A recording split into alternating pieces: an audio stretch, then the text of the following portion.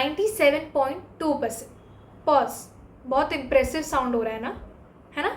But let me tell you something, मेरी class 10 की preparation अगर आप लोगों ने देखी होती सच में, तो आपको भी डाउट हो जाता कि 97.2% इसके कैसे ही बन सकता है, 90% आ जाए वो बहुत बड़ी बात है।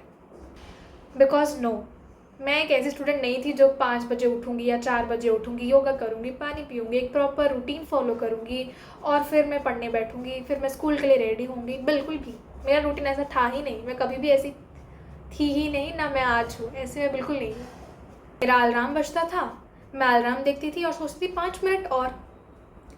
But despite all these, I scored 97.2% in my class 10 board examination. So naturally, the question is कि how I scored और how I managed to score 97.2%.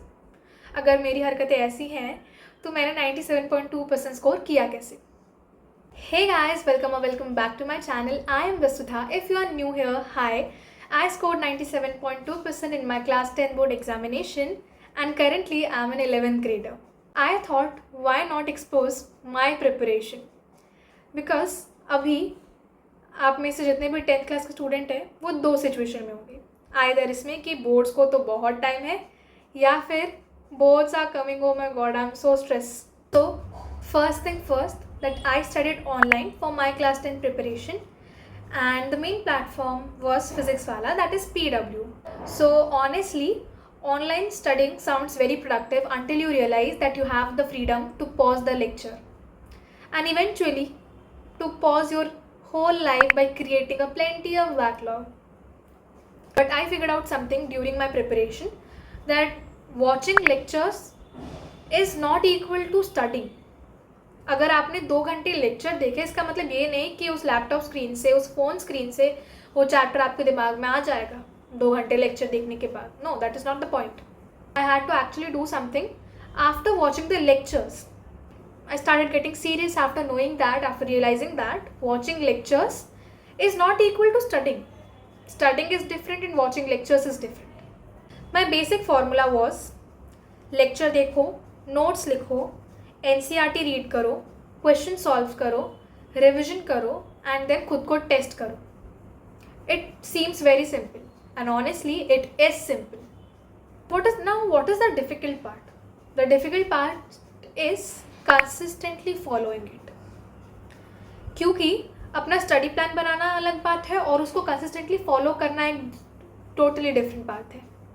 And talking about time tables, I was not someone who strictly follow a pre-interested time table कि 5 बजे उठो, फिर योगा करो या exercise करो, फिर पढ़ने बैठो. ये सब मुझसे नहीं होता था और अभी भी नहीं होता है. बट मैं क्या करती थी, I prefer to clear task.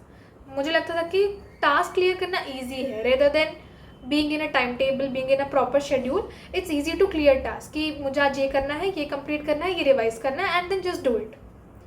This is what worked for me. Now, one of the biggest thing that I learned in class 10th is that don't confuse studying with feeling productive, because writing notes may feel productive, watching lectures may feel productive, and highlighting your whole book definitely feels productive.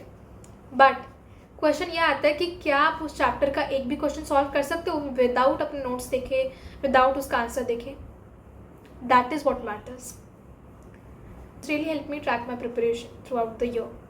The thing about studying online is that there are too many resources. There are so many resources. One teacher will say, watch this lecture. One teacher will say, watching this one shot is enough. कोई बोलेगा 7 बार NCERT read कर लो. लेकिन आप यहाँ बैठ के सोच रहे हो कि भाई मुझे बस पास होना है, कुछ ऐसा बता दो कि मैं पास हो जाऊँ, राइट? आप ये सोचते हो, ये नहीं कि मैं ये भी लेक्चर देख लूँ, मैं वो भी लेक्चर देख लूँ, मैं वन शॉट भी देख लूँ, मैं ये सीरीज़ भी फॉलो कर लूँ. I had to learn how to stop collecting resources and work upon those which I already had. And obviously I made mistakes. 97.2 score करना इसका मतलब ये नहीं है कि बहुत ज़्यादा फ्लॉलेस सा प्रिपरेशन था, बहुत ईजिली सारी चीज़ें चल रही थी, स्मूथली सारी चीज़ें चल रही थी. नहीं, मुझे भी किसी पॉइंट में लगता है, आज जब मैं बैठ के सोचती हूँ तो मुझे लगता है कि हाँ, शायद मैं इस पर्टिकुलर चैप्टर में थोड़ा ध्यान दे सकती थी ज़्यादा, शायद मैं इस चैप्टर को अच्छे से रिवाइज़ कर सकती थी. क्योंकि कई बार आप एग्ज़ाम सेंटर में बैठो तो आपको लगता है कि काश मैंने ये चैप्टर को पढ़ लिया होता, काश मैंने ये चीज़ देख ली होती, काश मैंने ये चीज़ बाद के लिए ना छोड़ी होती। ऑनेस्टली ये बाद में कर लूँगी creates is a very dangerous thing. बहुत सारा बैकलॉग हो जाता है, बहुत सारी चीज़ें छूट जाती है इसके चक्कर में। एंड द फनीस्ट थिंग कि प्रिपरेशन के टाइम पर मैं बैठ के ये नहीं सोच रही थी कि मुझे 97.2 लाना है। जो चीज़ मेरे मन में थी वॉज दैट कि मुझे अपने आप को इम्प्रूव करना है, एक चैप्टर रिविज़न करना है, फिर आगे टेस्ट में इस टेस्ट से ज़्यादा स्कोर करना है, एंड देन फाइनली ऐसे करते करते इवेंचुअली रिजल्ट है एंड दैट इज़ 97.2%।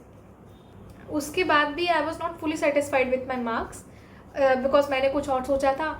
मुझे बिल्कुल भी मुझे लगा था थोड़ा और आ सकता है, मैं इतना ज़्यादा मतलब मुझे लगा कि मैं थोड़ा और अच्छा कर सकती थी, मैं इतने से खुश नहीं थी।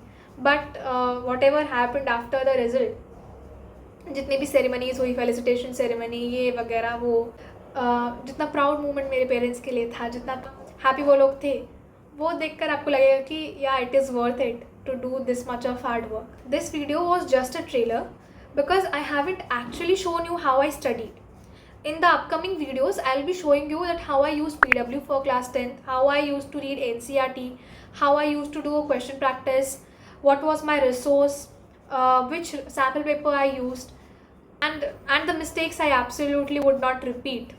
If you are in class 10th, you might want to subscribe me because we are actually going through my class 10th raw preparation, my raw journey. And please comment down आपका टारगेटेड मार्क्स कितना है और आपका experience share कर सकते हो आप, अभी तक आपका कैसा चल रहा है प्रिपरेशन। एंड डोंट वरी, मैं इस चैनल में आपको बिल्कुल भी नहीं बोलूँगी कि 4 बजे उठ जाओ कल से, at least not for now. Okay, so see you soon in the next video. Bye bye, take care.